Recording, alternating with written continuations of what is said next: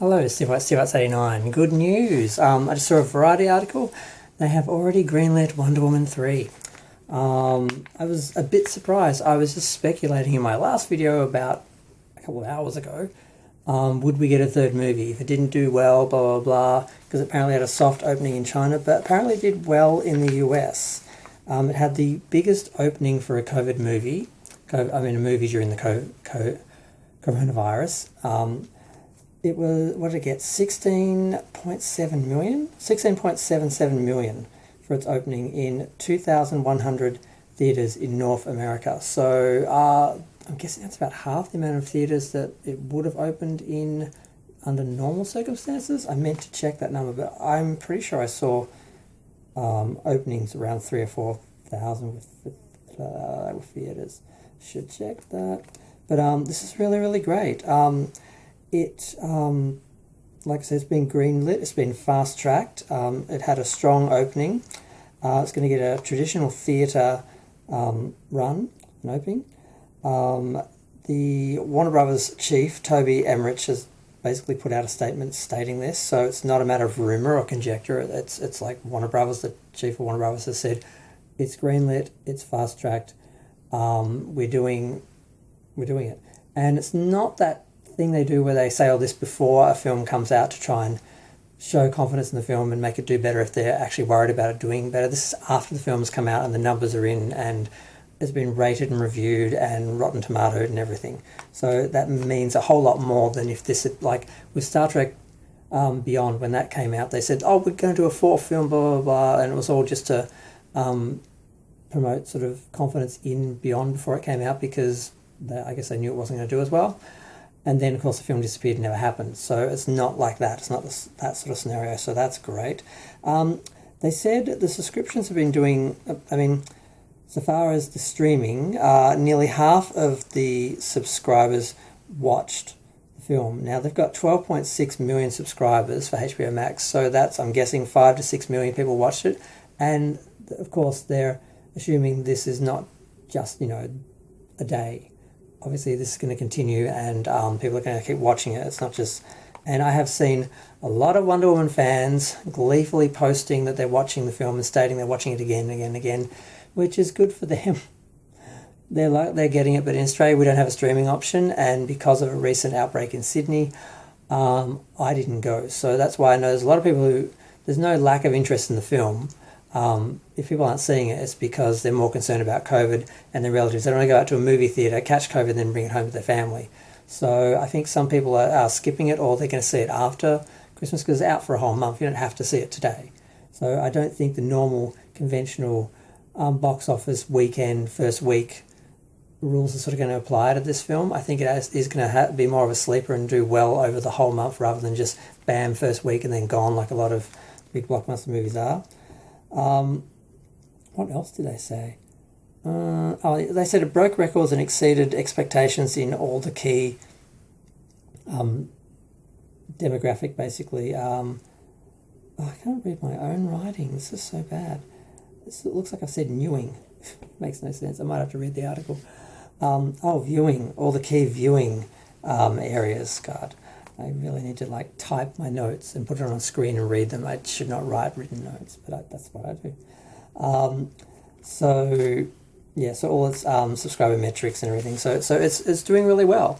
There was some talk that it had a soft opening in China, but it still was the second highest grossing film of the week behind a Chinese film, which was always expected to do really well. It didn't do as well as the first film, but the first film wasn't during a pandemic, and I don't think the first film had any bad press, whereas this film is getting bad press so far as it made the mistake of making political publicity statements, saying that it was Orange Man bad, basically, and saying that one of the characters was supposed to be based on Trump and he's a villain, so all the Trump people came out against it, and they're all doing reviews trashing it, and there does seem to be a real divide between the bad reviews and the good reviews, because it's either getting great reviews or horrible reviews, either being said that it's the worst film ever or it's the best. So it seems to be a political issue.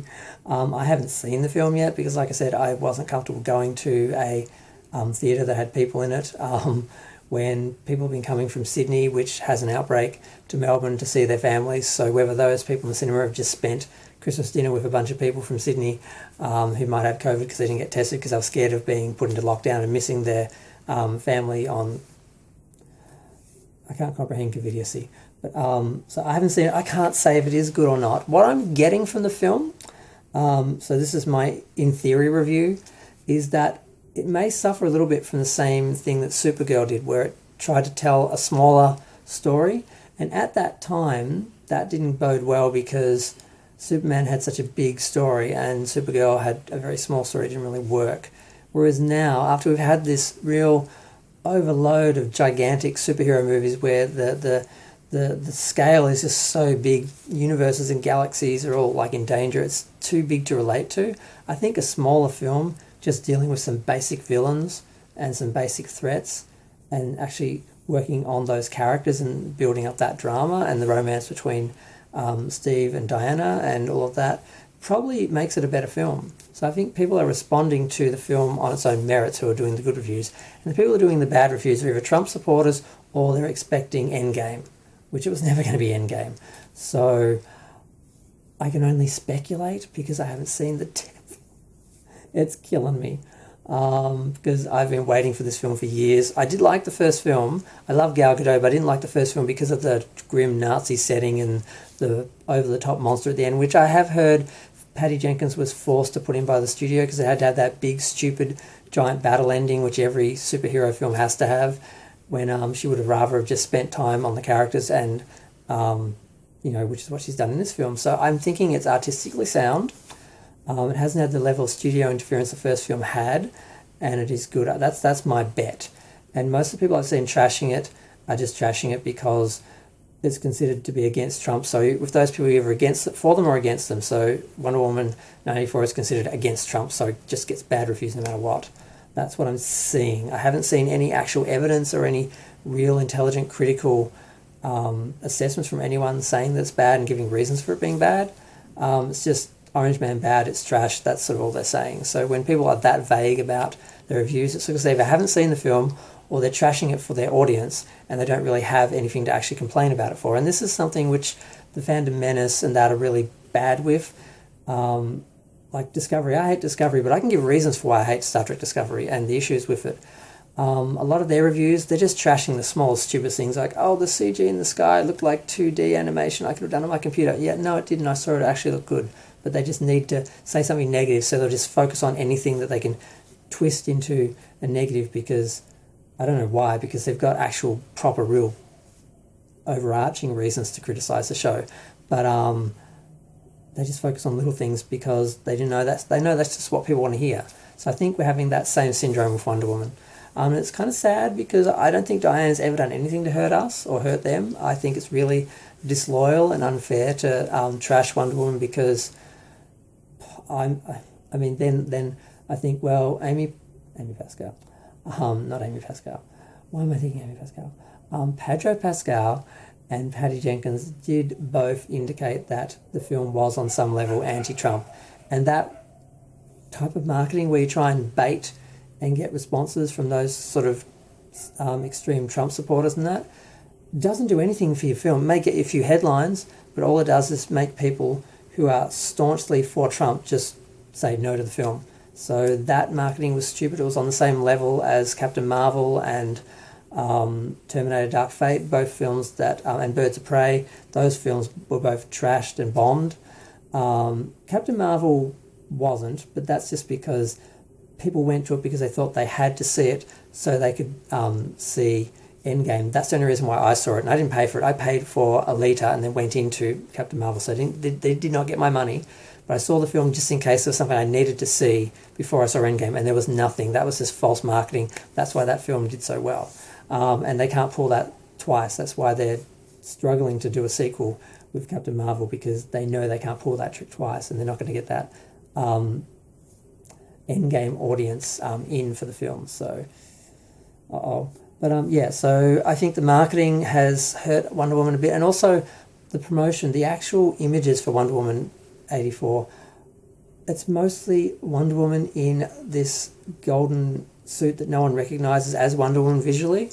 I think that was a huge mistake. Some of the early promotional images to interest people who perhaps weren't already interested, or, you know, old school Wonder Woman fans who are a bit jaded, who are like, oh God, we're getting something new out of this, something from the comics, something, you know, that might have worked. But once you got into the mainstream campaigning, you should have just gone with the traditional Wonder Woman outfit, traditional Wonder Woman images, colour, things that are identifiable. I think the marketing really screwed up on this, and I don't know what's with Hollywood marketing. They've been screwing up and damaging so many good films in the last 5-6 years. I don't know what's happening. But I'm going to go. I've talked long enough. I'm just so excited they're going to do a third film. It's going to be in the cinema, and I'm actually going to see this one on the opening. I'm going to go to the opening. I'm going to go to the premiere if I have to. I'm going to do this one properly because it really hurt that I couldn't do this one. But I'm going to go. Feel free to share, like, comment, subscribe, maybe even ding the little bell. It does help. Thanks. Bye.